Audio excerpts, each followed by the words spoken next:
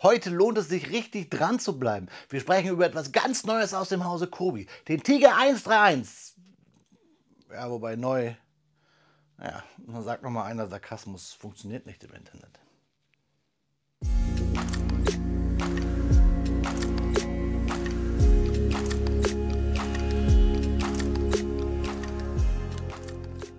Willkommen in der Noppenklätzchenscheune. Mein Name ist Blockstar und ja, wir sprechen mal wieder über einen neuen Tiger 131 aus dem Hause Kobi, der in Kooperation mit den Tankmuseen in Bovington erstellt wurde. Da hat Kobi schon eine Menge rausgebracht. Wie viele, das klären wir in diesem Video. Ich habe euch aber extra mal ein paar hier auf meinen Bautisch gestellt, damit ihr mal einen Eindruck bekommt. Aber wir reden über die aktuellste Version, über die 2588, die ich hier stehen habe. Den Tiger aus dem Tankmuseum in Bovington, den berühmtesten, weil einzig farbereiten. Ich lade euch jetzt ein, hier auf meinen Bautisch. Dann schauen wir uns den Inhalt dieses Kartons und dieses Set hier genauer an.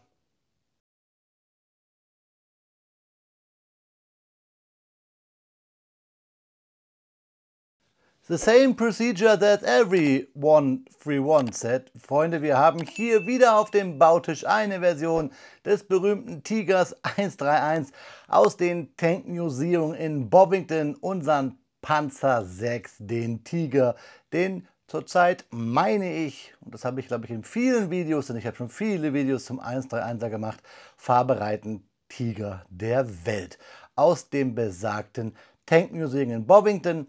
Im Maßstab 1:28. Jetzt hier natürlich die kleine Version quasi unserer großen 1:12er Version, der 2801. Dementsprechend aus der Historical Collection World War II, die 2588, 1275 Steinchen. Ich habe euch ja neulich den 2586 vorgestellt, unseren Tiger in Wintertarn und Schnorchel, jetzt hier im Zwiebeltarn. Und was ich sagen muss, was ich richtig blöde finde, ist, dass Kobi hier den Karton richtig, ja, mir zerdamaged gebracht hat. Wir haben hier unten die Kanten aufgerissen. Hier scheint es, dass der Karton intern schon gebrochen ist. Ihr seht auch, wie er wackelt. Und das macht echt keinen Spaß. Generell macht es gerade keinen Spaß, bei Kobi zu bestellen, weil sie gefühlt alle 2 Tage ein neues Set veröffentlichen und das schon irgendwie in einem längeren Zeitraum, so dass wenn man gerade mal was bestellen möchte, theoretisch 2 Tage nochmal bestellen müsste. Natürlich könnt ihr sagen, ja, Bloxy, dann bestell doch lieber einen Monat später alles zusammen. Ja, aber dann, glaube ich, Freunde, wird es wieder ein Set geben, was mir durch die Lappen geht. Und außerdem möchte ich sie euch ja vorstellen. Das heißt, ich muss mir die relativ zeitnah bestellen. Beziehungsweise muss ich gar nichts, aber ich möchte. Ich möchte euch aber jetzt auch die Rückseite dieses Kartons zeigen. Da seht ihr nämlich, dass er hier auch eingedellt ist. Ihr seht auch hier vielleicht, bringt die Kamera, dass er überall Papierfetzen verliert. Das finde ich nicht gut, Kobi. Ja, hier haben wir Text zum 131er, den ihr gleich bei den Fakten auch bekommt. Ihr habt generell hier diese Infokarte, die bekommt ihr auch gleich sowieso in groß bei meinen Infokarten. Und wir haben hier Originalfotos des 131er. Ebenso wie, wenn ihr das Video gesehen habt von 2586 Tiger, findet ihr oben auf der Kobi Playlist bei mir, einen Motor zum Rausnehmen und den Turm, den wir rausnehmen können. Ich bin hier echt gespannt auf diese Tropenabgasanlage, die zu bauen, denn generell dieses Fahrzeug zu bauen, wenn es nur annähernd so wird wie der 2586er, dann ist es ein Heidenspaß. So, und ein Heidenspaß ist auch immer für euch, so einen Tiger fliegen zu lassen, damit wir uns den Inhalt des Kartons genauer anschauen können. Ja, Freunde, da haben wir den Inhalt des Kartons auf unserem Bautisch. Die Bauabschnittstüte 3, die Bauabschnittstüte 2 und die Bauabschnittstüte 1. Nicht zu verwechseln durch diese Setnummer, die seit neuestem draufsteht. Und unsere Anleitung in DIN A4, Klammer gebunden, Hochglanzdruck. Altersempfehlung des Sets ab 9 Jahren. Ich würde immer sagen, wenn ihr es mit Kindern baut, schaut zu, gebt Hilfestellung. Wir schauen uns einmal die Anleitung an, denn es werden ja immer mehr Zuschauer hier auf meinem Kanal.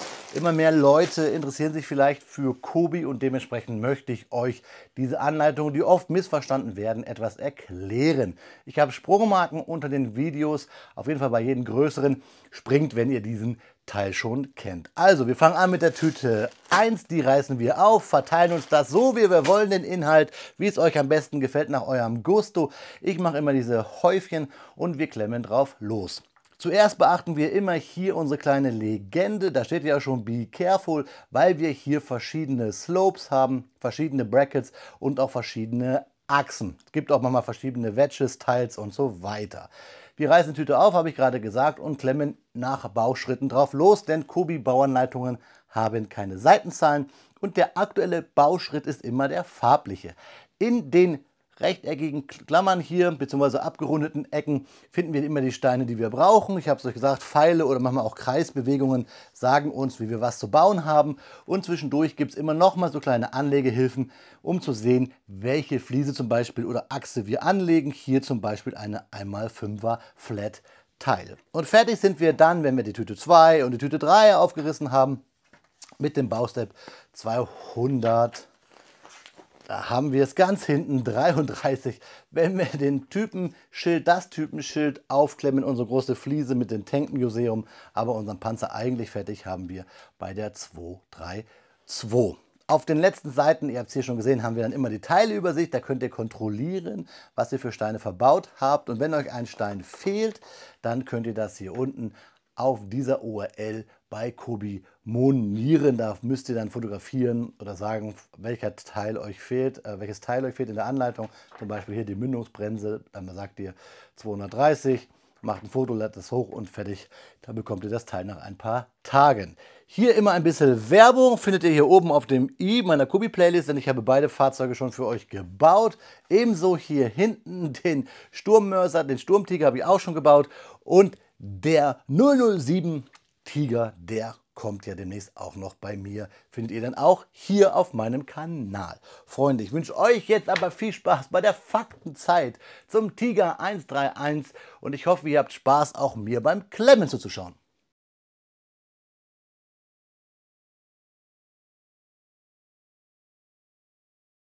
Speedbit-Zeit ist Faktenzeit. Und natürlich sprechen wir heute über das Kobi-Set, was uns hier vorliegt, den Tiger 1 aus dem Panzermuseum in Bovington, England. Die legendäre 131, die ihr vielleicht schon mal in Filmen wie Fury oder den nicht minder coolen deutschen Verleihtitel Herz aus Stahl gesehen habt. Jetzt kommen wir aber mal genau zu diesem Fahrzeug. Was ist der Hintergrund hinter diesem Fahrzeug und warum steht es im Panzermuseum in Bovington, England? Beziehungsweise es fährt sogar. Der Tiger 1 heißt eigentlich im genauen Beamtendeutsch Panzerkampfwagen 6 Tiger 1, Klammer auf, H1, Klammer zu, Sonder-Kfz 181. Er wurde gebaut in Kassel von Henschel, während der Turm aber von der Firma Wegmann kommt, die ihr heute bestimmt auch noch kennt. Zusammengebaut, also Hochzeit, hatte das Fahrzeug im Februar 1943 und bekam die Fahrgestellnummer 250122. Das ist so ähnlich wie heute bei eurem Auto die VIN. Der Panzer wurde irgendwann zwischen dem 12. März und 16. April 1943 nach Tunesien verschifft. Er war Teil des 3. Zuges der 1. Kompanie der 504. Schweren Heerespanzerabteilung in Tunesien während des Nordafrika-Feldzuges. Dort erhielt der Panzer die Kennung 131. Die erste Nummer bei deutschen Panzern an einem Turm steht immer für die Kompanie, die zweite Nummer für den Zug, die dritte für das Fahrzeug. Also haben wir hier die erste Kompanie, der dritte Zug, das erste Fahrzeug, die 131. Die legendäre Nummer, zu der wir jetzt kommen, warum dieser Panzer überhaupt wirklich so legendär ist. Denn er ist der einzige fahrbereite Tiger 1 auf der Welt. Dieses Fahrzeug wurde nämlich von Soldaten des 48. Royal Tank Regiments RTR 48 A-Geschwader Platoon 4 in der Djebel Jaffa am 21. April 1943 erobert. Das in Tunesien, da kommen wir gleich zu. Es war der erste Tiger, der von britischen und amerikanischen Truppen intakt erobert wurde und dann inspiziert. Er wurde zwischen dem 12. März und 16. April, wie ich euch schon gesagt habe, von den Deutschen nach Tunesien gebracht und dann am 21. April 1943 in der Nähe von Medjes El Bab in die Schlacht gefahren. Er zerstörte 2 Churchill-Panzer, aber ein Schuss aus einer 6-Pfund-Kanone eines Churchills beschädigte den Turm und verletzte den Kommandanten. Dieser Schuss aus dem Churchill war wohl aber und nicht das Ende des 131 Tigers, so wie ich es euch zum Beispiel in einem älteren Review schon einmal erzählt habe. Nein, denn neuere Forschung, unter anderem auch vom Tankmuseum Bovington selbst, bringen da ein anderes Ergebnis. Und zwar geht man davon aus, dass bei einem Ort, den man Gurat el Attah nennt und die Briten im Krieg den Punkt 174 nannten, der Tiger außer Gefecht gesetzt wurde. Und zwar vom 2. Bataillon der Sherwood Foresters, einer Infanterieeinheit, die dort kämpfte und nicht aus einer Panzerabwehrkanone wie eine Piat oder durch einen anderen Churchill, nein, durch eine von Deutschen erbeutete 75 mm Kanone französischer Bauart ist der Tiger wohl außer Gefecht gesetzt worden. Ich verlinke euch den Artikel vom Tankmuseum mit dem dazugehörigen Video, A Twist in a Tale, so heißt das, unten natürlich in der Videobeschreibung. Wie jetzt schon mehrfach erwähnt, und ich kann es nicht oft genug erwähnen, denn ich finde diese Kooperation einfach klasse mit den Museen, die Kobi hier treibt, und Kobi ja auch sogar extra Sets für die Museumsshops entwickelt hat, nämlich diese 1:72 Panzerchen, über die wir alle lachen, weil dort Ketten fehlen, die aber gedacht sind als Mitbringsel für schmales Geld aus solchen Museen, denn solche Museen brauchen ja immer Geld. Unter anderem brauchen sie Geld für Restaurationen, so wie dieser Tiger hier, der ja in England restauriert wurde. Vollständig zerstörte Elemente wurden durch Teile aus anderen Panzern ersetzt. Die Schäden sehen wir teilweise auch heute noch. Der Motor wurde ausgetauscht. 1990 bekam der Panzer quasi eine Renovierung im Tankmuseum und hat einen Motor, einen Maybach HL 230 aus einem Königstiger, also aus einem Tiger 2 bekommen, während der originale Maybach HL 210 in Segmente geschnitten wurde, um ihn im Museum besser ausstellen zu können. Aber apropos ausstellen, das Fahrzeug wurde ja wie gesagt im Oktober 1943 nach England gebracht zum Inspizieren. Auch übrigens noch andere zerstörte Tiger wurden dorthin verschifft, damit man dieses Fahrzeug analysieren konnte. Der 131er wurde aber King George VI. Und Winston Churchill persönlich vorgeführt. Vorgeführt ist auch genau das richtige Stichwort, denn man könnte es ja grob übersetzen im Englischen mit Review. Ich selber habe euch schon einige Kobi-Reviews zum Tiger 131 geliefert, denn es gibt, glaube ich, kein historisches Vorbild, was Kobi so oft umgesetzt hat wie den 131er.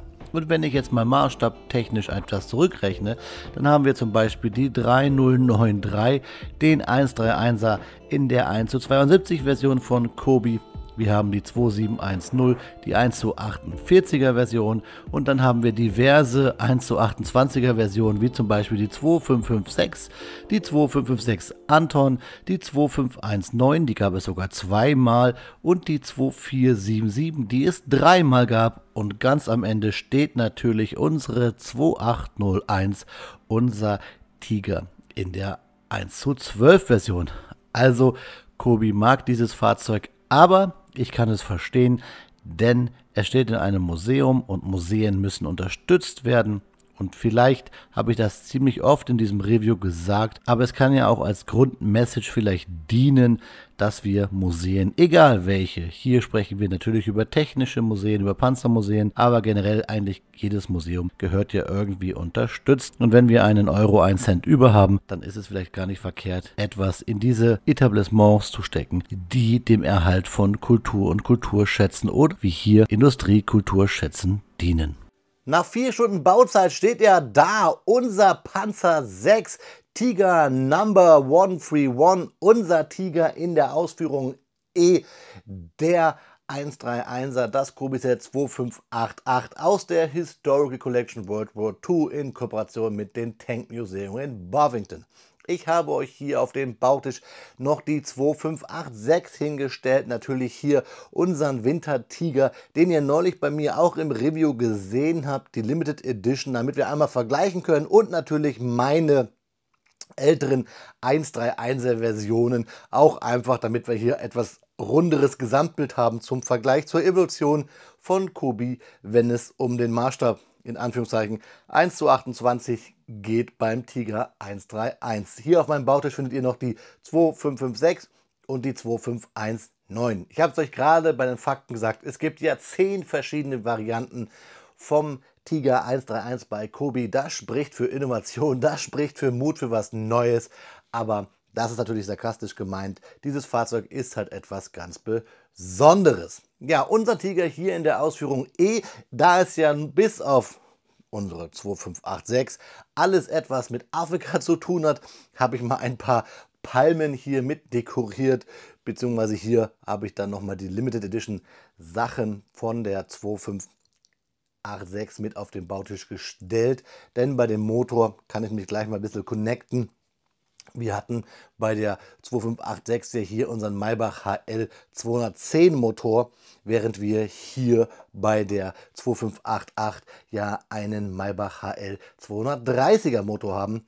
Das hat etwas damit zu tun, dass der 210er Motor in den ersten 250 Fahrzeugen eingebaut wurde, später dann hier der 230er P45, um genau zu sein. Das nochmal kurz als kleiner Fakt am Rande, warum auch dieser Motor hier anders aussieht und sogar ein Tucken schöner, aber dazu kommen wir gleich.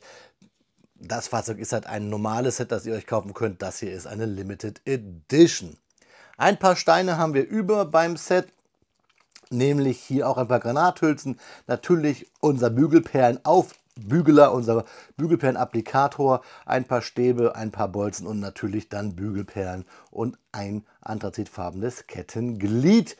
Und das packe ich immer in solchen Tüten, die recycle ich. Gehen wir an die Seite, die Steine. Wir sprechen erstmal kurz über die Anleitung, denn das kann ich euch sagen, genau wie dieses Set hat dieses Set hier auch richtig Spaß gemacht zu bauen. Ich kann mich da an wirklich selten ein Set erinnern, was wirklich von vorne bis hinten mir so Bock gemacht hat zu klemmen, außer dass es hier auch wieder eine Bautechnik gibt, die ich nicht mag und es ein paar Sachen gibt, die ich nur mit einem Teserband sogar fest fixieren konnte. Ich zeige es euch kurz in der Bauanleitung und dann reden wir drüber.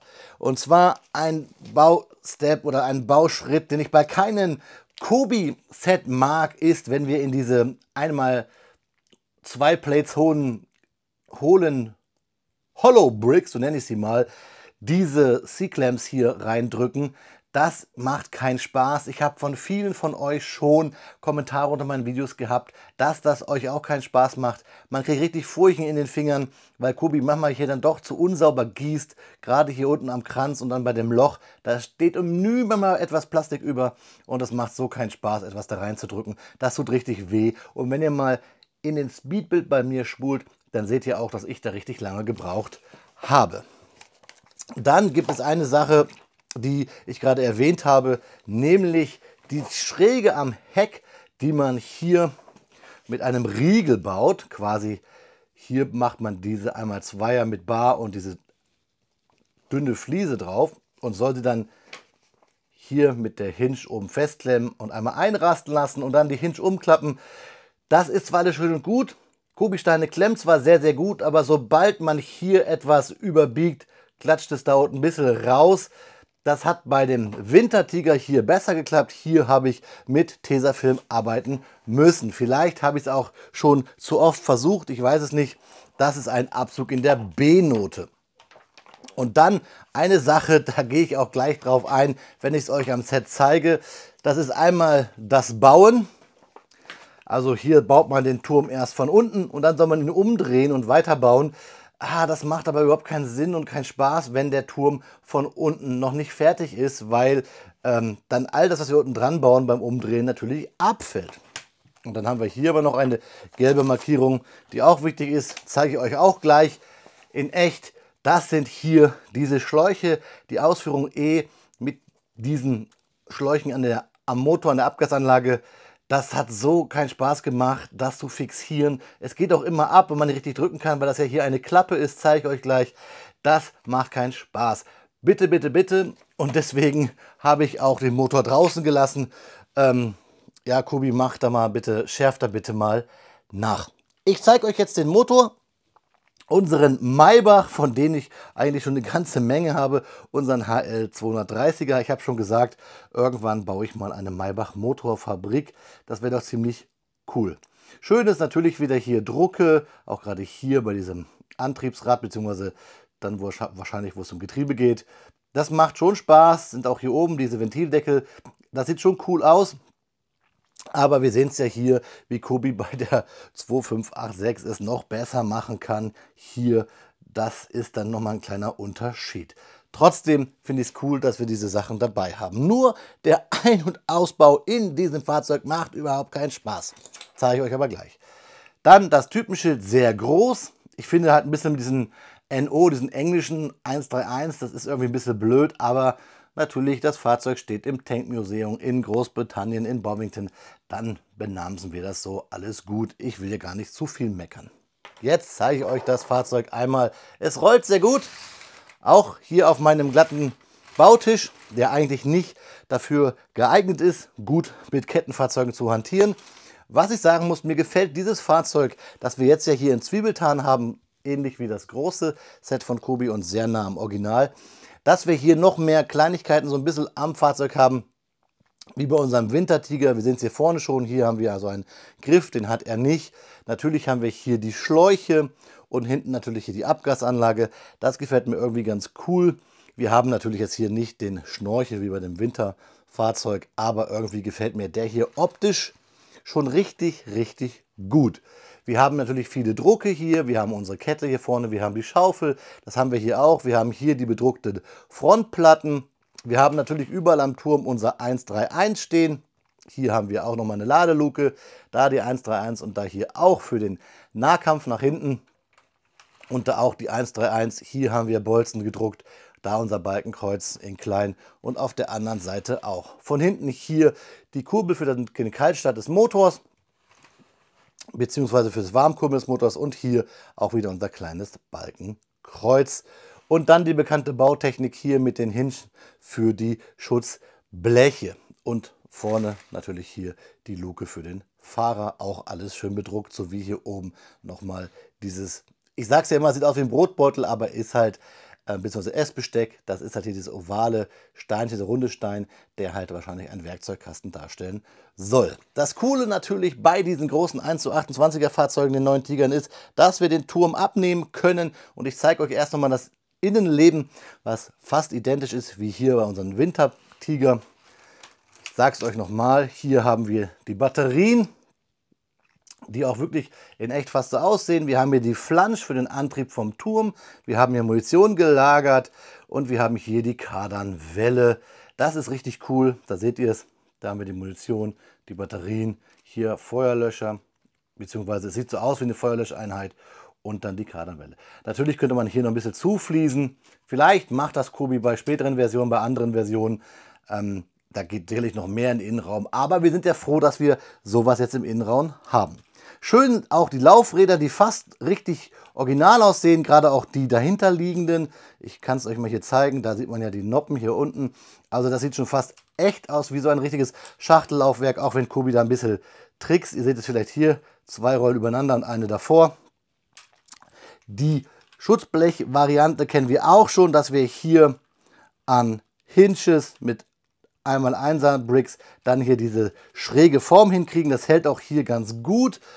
Und schön von hinten natürlich hier dieser Abgas- bzw. ja, Motorbereich. Das gefällt mir richtig cool. Also das mag ich und wir haben natürlich hier Klappen, wo wir auch Figuren reinstecken könnten.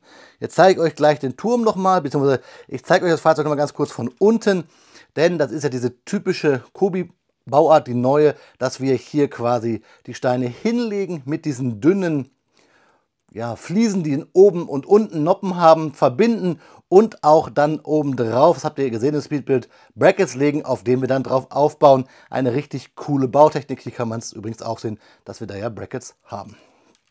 Und generell, Freunde, ihr seht ja hier auch, wir haben dieses schöne Zwiebeltarnmuster.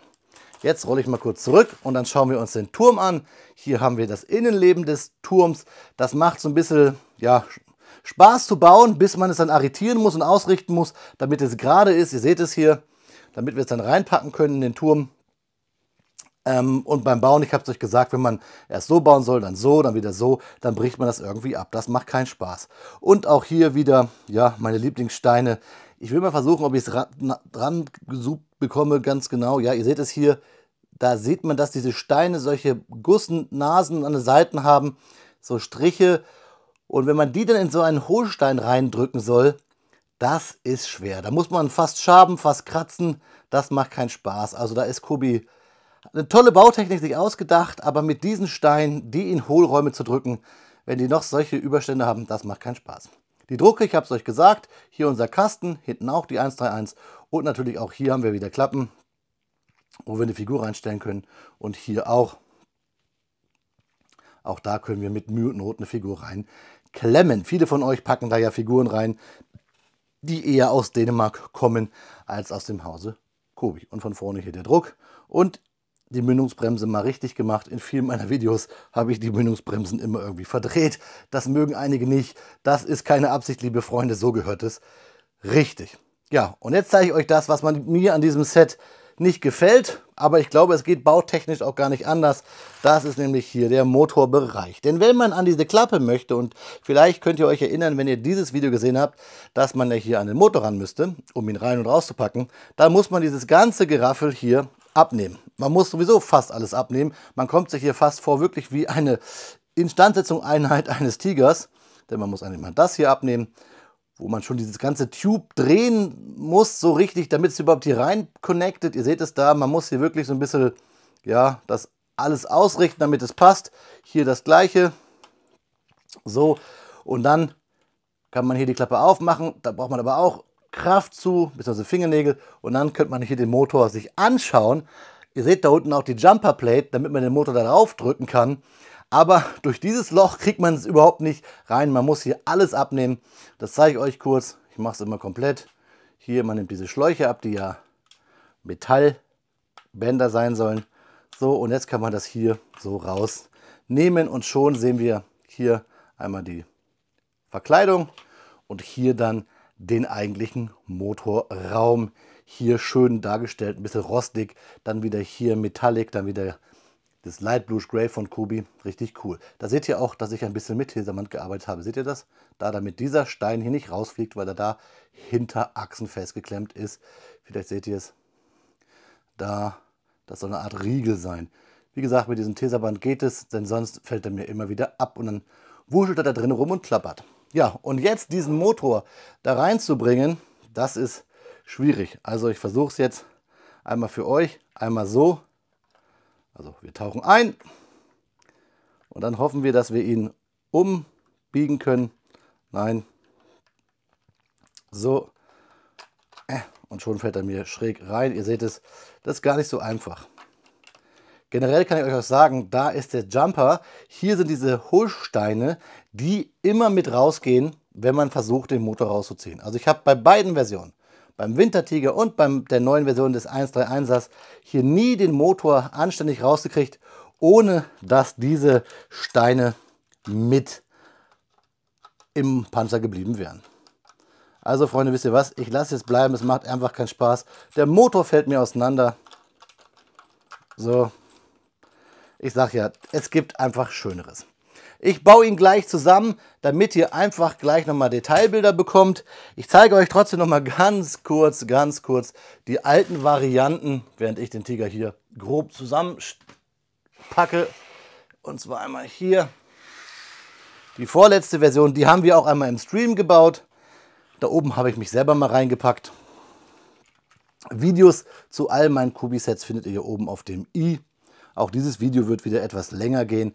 Aber es ist ja nun mal auch was ganz Besonderes, gerade wenn man jetzt von Kobi ausgeht, denn kein Fahrzeug ist ja quasi so beliebt bei den Kobi-Leuten wie unser 131er. Hier von hinten sehen wir diese Drucke, die quasi die Schäden darstellen, die dieses Fahrzeug ja in Afrika bekommen hat bei der Erbeutung oder durch die Erbeutung oder während der Kampfhandlung. Und dann hier meine älteste Version, die noch etwas rudimentärer ist, die etwas kantiger, etwas kleiner, auch noch andere Nebelwerfertöpfe hat hier vorne. Ihr seht es hier anders. Wir haben hier Drucke und auch da haben wir Drucke für die Beschädigung hinten am Fahrzeug und auch hier vorne an der Klappe. Da haben wir noch keine Hinges. Also dieses Fahrzeug sieht noch etwas rudimentärer aus, aber so war das damals. Ich glaube, man kann es fast vergleichen mit dem Bau da hinten vom World of Tanks Tiger 1 der 3000 Anton. Ja, kurzer Einblick über generell die 131er Tiger.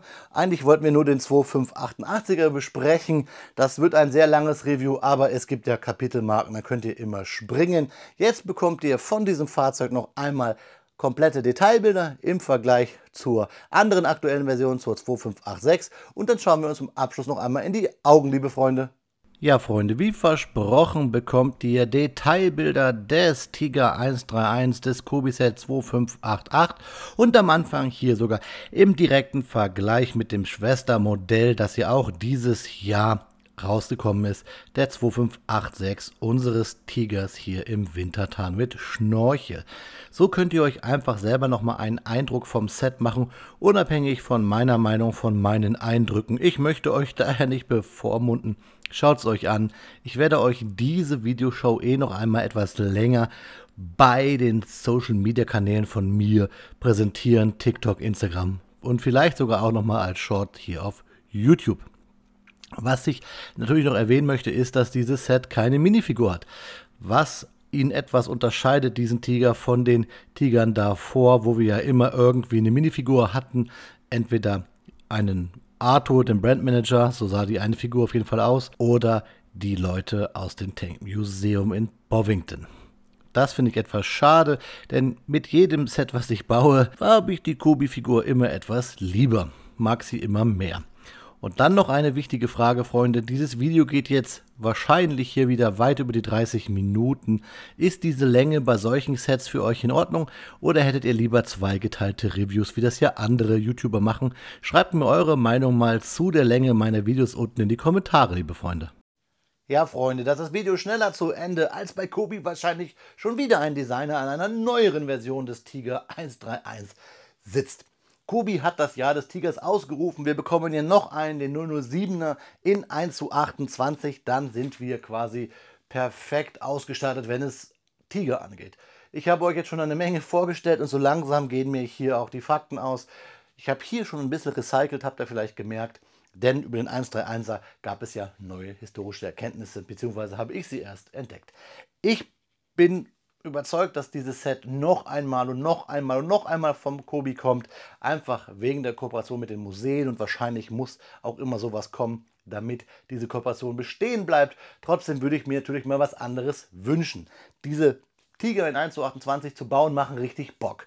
Das hat es mir schon beim letzten Tiger, der 2586, getan und ich freue mich halt auch auf die neueren, was da noch kommt. Aber generell würde ich jetzt gerne mal so detailliert mir ein anderes Fahrzeug wünschen. Kobi hat ja den ES3 da in der Pipeline, der ja ähnlich wird, auch mit Turm und Unterbau. Da freue ich mich drauf, mal was anderes als den Tiger.